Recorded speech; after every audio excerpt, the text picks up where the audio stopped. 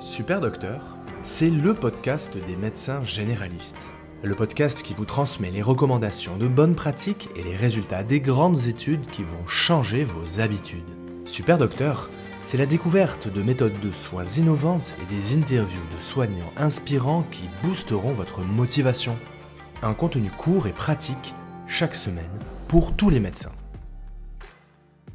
Bonjour à tous et bienvenue sur Super Docteur. Étudiant en médecine, je me rappelle mes premières années et les centaines d'heures passées hagards devant mes cours. Tout ce que je lisais, je l'oubliais dès le lendemain. Je n'avais aucune méthode et je recommençais inlassablement. Ce n'est que des années plus tard que j'ai pu élaborer des techniques qui m'ont enfin permis de pouvoir retenir les connaissances nécessaires pour les restituer le moment venu.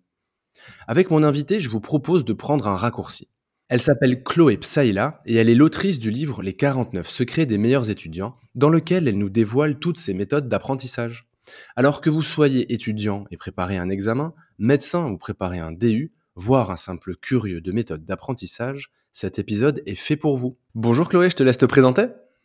Bonjour Mathieu, donc moi je suis Chloé, je suis pharmacienne.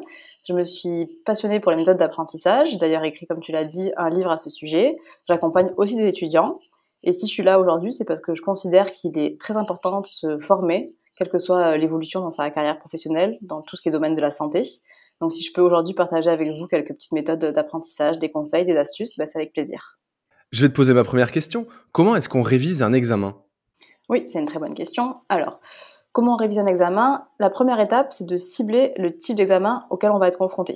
Donc, on révisera pas pareil un examen pour de la formation continue ou un examen pour quelque chose de sélectif, comme par exemple la première année de médecine, l'internat, des choses comme ça. Donc, un examen de formation continue, il faut comprendre qu'on va être évalué sur de la compréhension générale, des connaissances plus approfondies, et ça va être pour compléter des compétences qu'on a déjà. Alors qu'un examen sélectif, ça va être pour départager les candidats entre eux. Donc, ce sera des questions pièges, donc il faudra réviser plus dans les détails.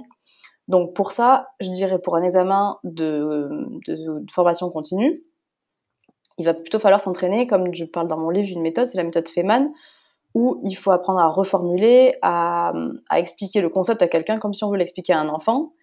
Tu prends ton cours, tu essaies de le réexpliquer au maximum, et dès que tu bloques, tu regardes ton cours et t'adaptes. Un concours plutôt sélectif, il va falloir s'entraîner sur des questions des années précédentes, des annales, des concours blancs, pour bien cibler les types de questions qu'on va vous poser à l'examen. Comment savoir quelle méthode d'apprentissage est la plus adaptée ? Comment on trouve la méthode qui nous convient ? Alors, c'est pareil, il faut déjà explorer plusieurs méthodes et connaître toutes les méthodes qui existent. Des fois, on a tendance à se dire, voilà, je suis du matin, je suis du soir, il y a plusieurs types de mémoire, donc j'en parle aussi dans mon livre, tu as la mémoire kinesthésique, auditive, visuelle. Et des fois, on a tendance à s'enfermer dans une case, à penser qu'on n'a qu'une seule méthode de travail qui nous convient, alors que c'est pas du tout le cas. Et je pense qu'au cours de sa vie, de son année scolaire, de quel que soit dans le domaine dans lequel on est, à un moment donné, on peut être du matin et devenir du soir. On peut très bien avoir une mémoire visuelle en anatomie et auditive dans une autre matière. Donc, il faut explorer un maximum de méthodes, les tester, et elles fonctionnent pas toutes pour la même chose. Ok, ça veut dire qu'il y a des domaines dans lesquels on retiendra beaucoup de choses si elles nous sont dites à l'oreille, si on écoute quelque chose. Mais par contre, il y a d'autres domaines où on préférera lire, regarder des couleurs, etc. C'est ça. Des fois, on a tendance à penser que c'est nous qui avons une mémoire visuelle, auditive.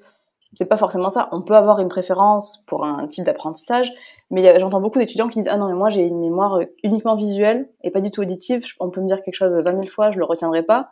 Alors que si je l'écris, je vais le retenir. » Du coup, ils appliquent ça pour toutes leurs matières et ils ont des bons résultats dans certaines matières et des mauvais résultats dans d'autres matières, alors que le problème, il vient pas de là. Il vient juste que peut-être que dans une matière, ils vont avoir une mémoire visuelle, et dans une autre matière, ils peuvent avoir une mémoire auditive. Du coup, c'est pour ça que c'est très important d'alterner les méthodes, en fait, de pas s'enfermer sur une méthode, une technique. Ok, et donc en fait, tu recommandes de tester énormément de choses pour chaque matière jusqu'à trouver la méthode qui nous correspond.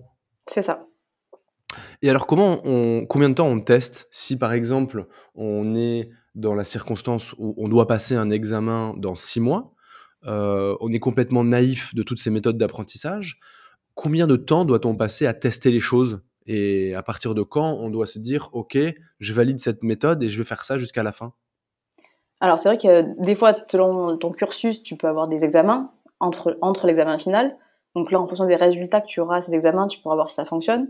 Mais je pense que tu vois de suite si une méthode elle prend ou pas. Tu sens le déclic en fait quand tu commences à comprendre, quand tu vois que ça tourne, que t'apprends pas dans le vide, que quand t'apprends, tu retiens les choses et que tu comprends. Donc tant que t'as pas ce déclic-là, tant que tu sens pas que les choses, tu les intègres, c'est que t'es pas sur la bonne méthode.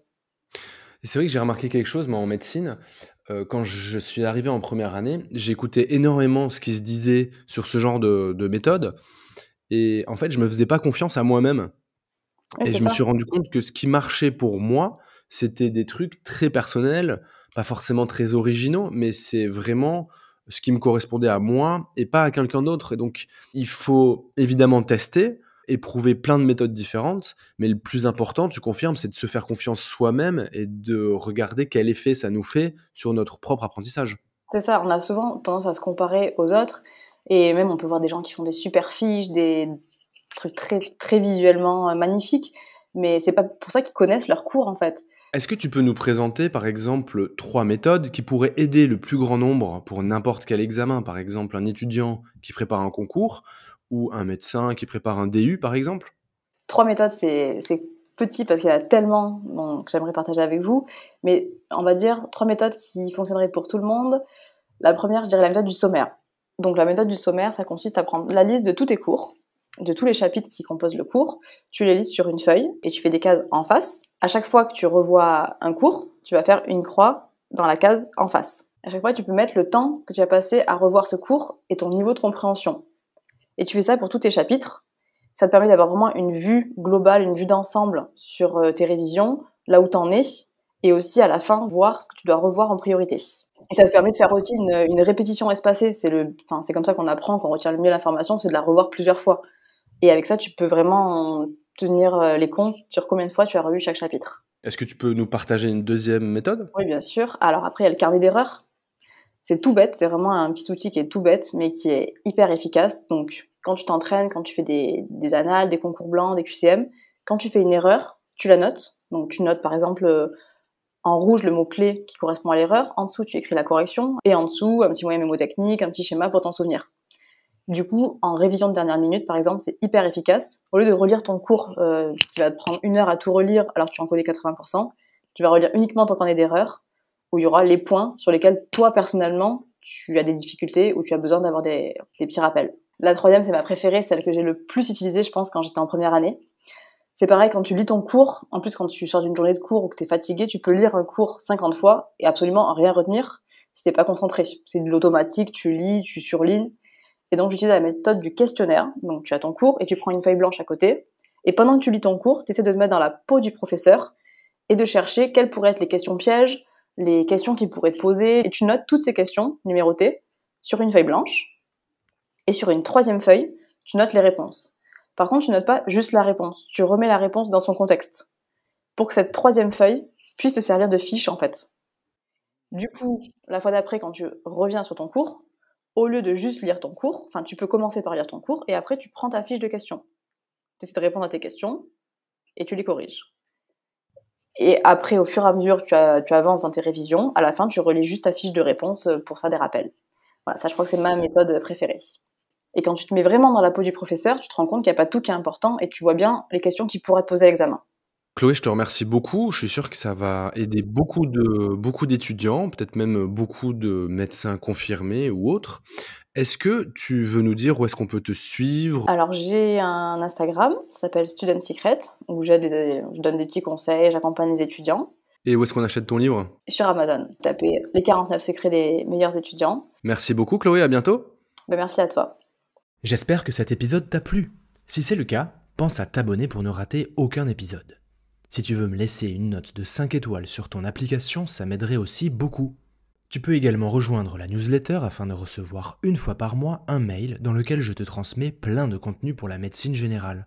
Enfin, tu peux participer financièrement sur la cagnotte Tipeee. Toutes les ressources sont dans les notes de cet épisode. À bientôt!